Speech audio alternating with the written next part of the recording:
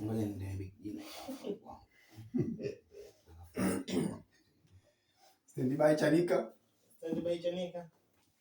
Kwenu. Okay. And action.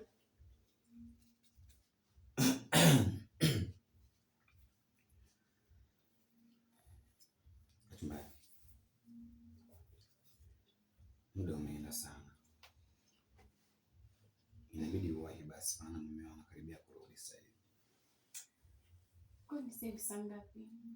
Mbona kama mapema sana?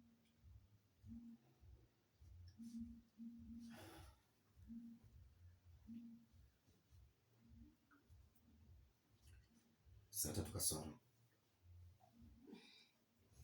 Mbona mapema sana? Yeye huwa anapenda kurudi saa 6 mchana. Kwa tuendelee tufanye na mwisho bwana sawa. Samahani. Tuachie mshenzi ni nani? Tufanye cha mwisho sio mwema sana nimeandikwa. Tuende fashion. Hapo. Twende. Nakubaki. Okay, tuende